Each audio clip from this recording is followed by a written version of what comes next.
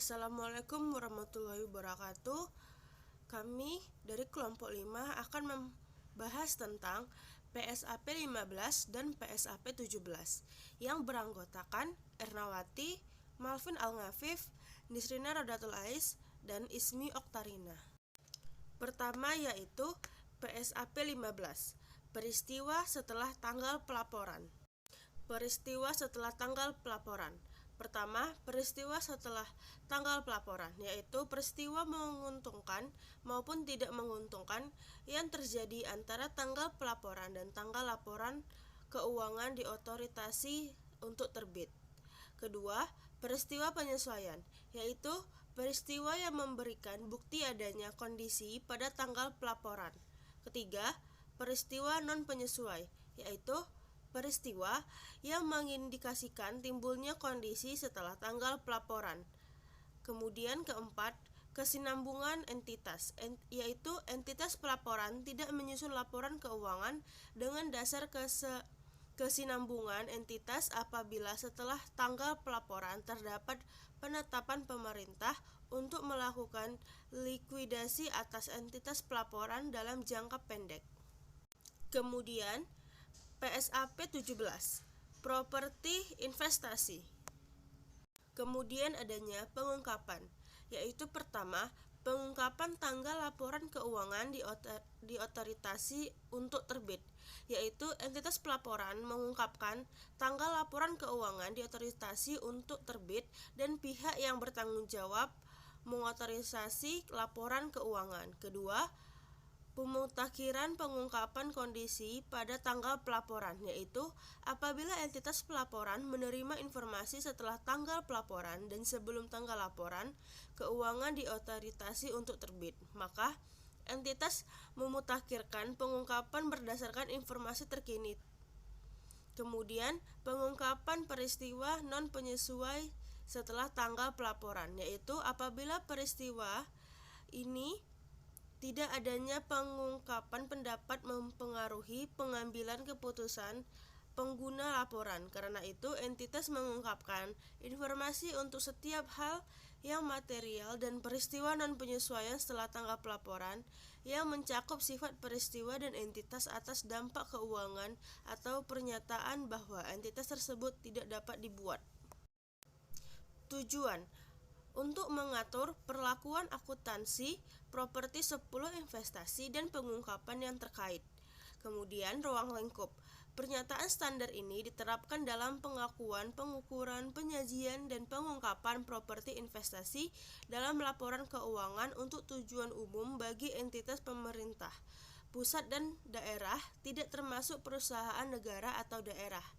Kemudian pengecualian, yaitu pernyataan ini berlaku pertama, aset biologis yang terkait dengan aktivitas agrikultur. B.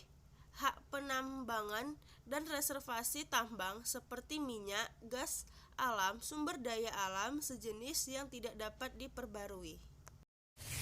Definisi. Ada beberapa istilah yang digunakan dalam pernyataan ini, yaitu yang pertama, nilai tercatat adalah nilai buku aset yang dihitung dari biaya perolehan suatu aset setelah dikurangi akumulasi penyusutan.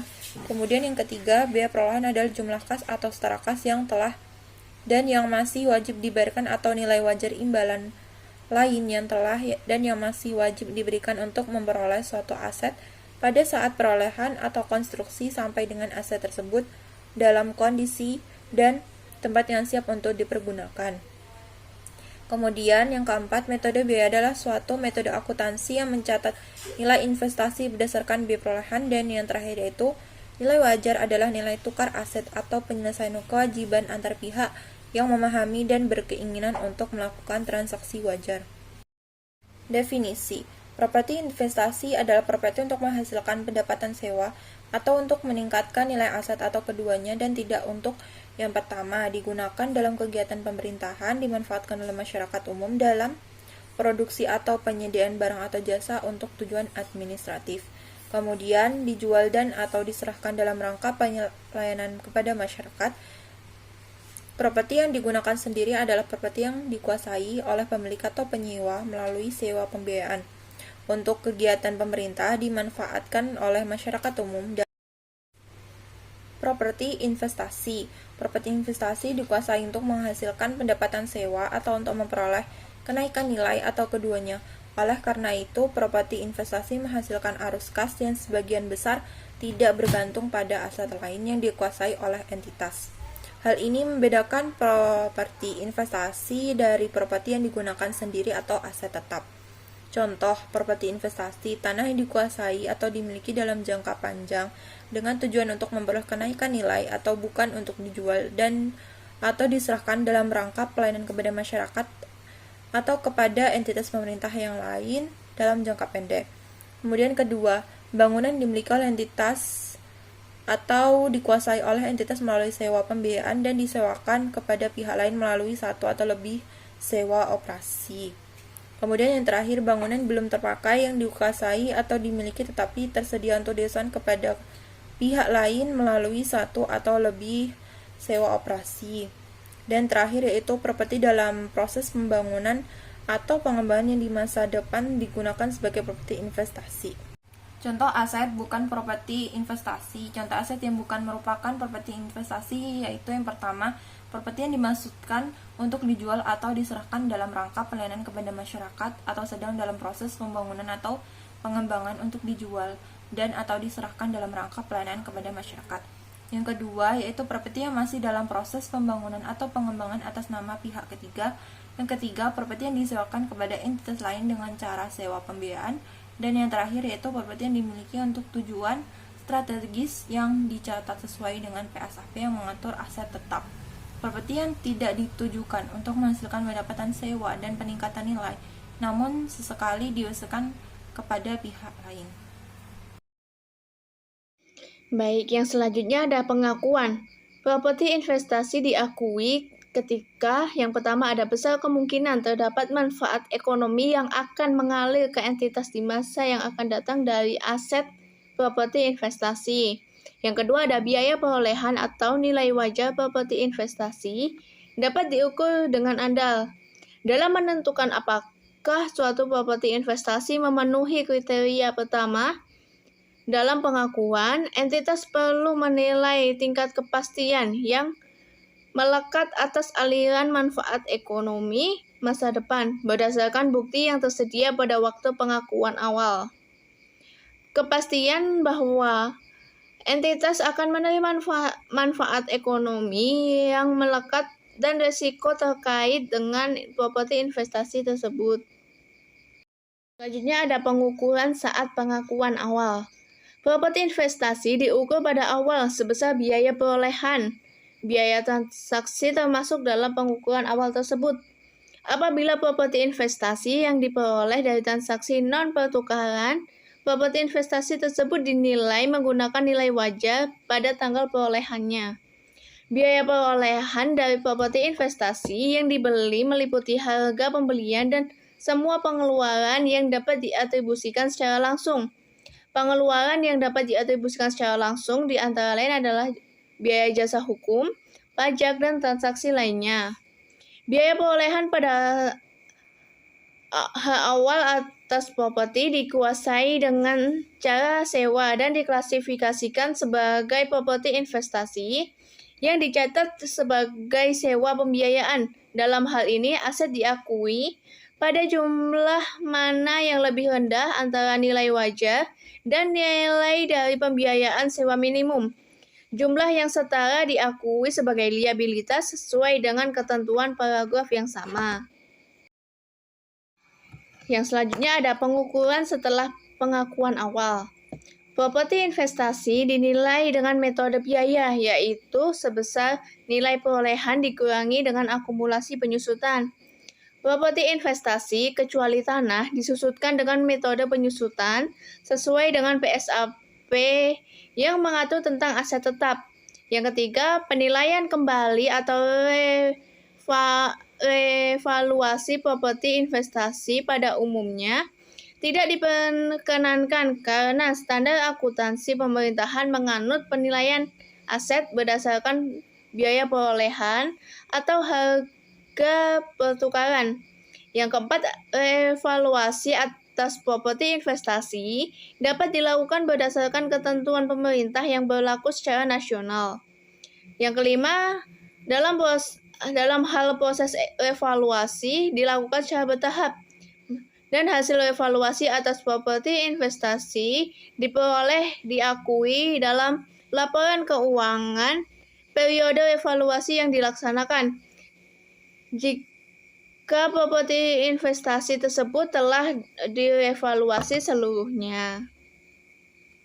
Lanjutan dari pengukuran setelah pengakuan awal. Pada saat evaluasi, properti investasi dinilai sebesar nilai wajar berdasarkan hasil evaluasi tersebut. Selisih antara nilai evaluasi dengan nilai tercatat properti investasi diakui pada akun ekuitas pada periode dilakukannya evaluasi. Setelah evaluasi, properti investasi dinilai sebesar nilai wajar dikurangi dengan akumulasi penyusutan. Entitas dapat menyesuaikan masa manfaat atas properti investasi yang dievaluasi berdasarkan kondisi fisik properti yang diinvestasikan tersebut. Pelepasan.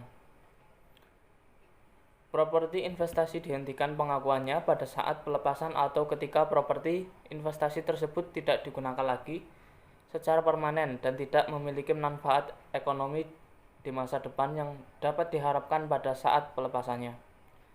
Pelepasan properti investasi dapat dilakukan dengan cara dijual, ditukar, dihapuskan, atau dihentikan pengakuannya. Keuntungan atau kerugian yang timbul dari penghentian atau pelepasan properti investasi ditentukan dari selisih antara hasil neto dari pelepasan dan jumlah tercatat aset dan diakui dalam surplus atau defisit dalam periode terjadinya penghentian atau pelepasan tersebut. Kompensasi dari pihak yang diberikan sehubungan dengan penurunan nilai, kehilangan atau pengembalian properti investasi diakui sebagai surplus atau defisit ketika kompensasi tersebut diakui sebagai piutang. Penyajian properti investasi. Sesuai dengan paragraf 45 PSAP yang mengatur penyajian laporan keuangan, properti investasi diklasifikasikan dalam aset non-lancar. Properti investasi disajikan terpisah dari kelompok aset tetap dan aset tetap lainnya, karena sifat dari pengklasifikasian properti investasi adalah untuk memperoleh pendapatan sewa atau kenaikan nilai. Entitas dapat saja memiliki nilai yang menjual apabila kenaikan nilai atas properti investasi menguntungkan dan entitas tidak akan memanfaatkan properti tersebut di masa mendatang.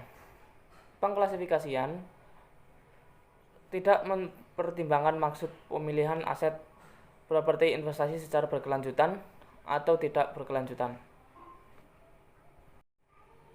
Pengungkapan. 1. Dasar penilaian digunakan untuk menentukan nilai tercatat. 2. Metode penyusunan yang telah digunakan. 3. Masa manfaat atau tarif penyusunan yang digunakan. 4. Jumlah tercatat bruto dan akumulasi penyusutan. 5. Rugi penurunan nilai pada saat awal atau akhir periode. 6. Rekonsiliasi jumlah tercatat properti investasi pada awal dan akhir periode. 7. Apabila entitas melakukan reevaluasi atas properti investasi, nilai wajar dari properti investasi. 8. Apabila penilaian dilakukan secara bertahap, entitas perlu mengungkapkan hasil reevaluasi properti investasi. 9. Apabila pengklasifikasian atas properti investasi sulit dilakukan, karena yang dilakukan untuk membedakan properti investasi dengan properti yang digunakan sendiri dan dengan properti yang dimiliki untuk dijual dalam kegiatan usaha sehari-hari. 10. Metode dan asumsi signifikan yang dapat diterapkan dalam menentukan nilai wajar apabila entitas melakukan revaluasi dan properti investasi. Dan yang terakhir, apabila entitas melakukan revaluasi dengan menggunakan penilaian independen, sejauh mana kualifikasi profesional yang relevan, serta pengalaman mutakhir di lokasi dari penilai. 12. Jumlah yang diakui dalam surplus atau defisit untuk pertama, penghasilan sewa menyewa biasa dari properti investasi. 2. Beban operasi langsung mencakup perbaikan dan pemeliharaan yang timbul dari properti investasi yang menghasilkan penghasilan rental selama periode tersebut. Yang ketiga, beban operasi langsung mencakup perbaikan dan pemeliharaan yang timbul dari properti investasi yang tidak menghasilkan pendapatan sewa menyewa biasa selama periode tersebut. 13. Kewajiban kontraktual untuk pembeli, membangun dan mengembangkan. 14. Properti investasi atau untuk perbaikan pemeliharaan dan peningkatan. Yang ke-15, properti investasi yang disewa oleh entitas pemerintah lain. Ketentuan transisi. Entitas menerapkan pernyataan standar ini dengan mengklasifikasikan asetnya ke dalam properti investasi pada saat pertama kali dengan menggunakan nilai tercatat aset sebagai nilai perolehannya. Entitas menerapkan pernyataan standar ini secara prospektif. Untuk tanggal efektifnya, pernyataan standar akuntansi pemerintah ini berlaku untuk laporan keuangan atas pertanggungjawaban pelaksanaan anggaran mulai tahun anggaran 2022. Sekian yang dapat kelompok kami sampaikan. Bila ada salah, kami mohon maaf. Wassalamualaikum warahmatullahi wabarakatuh.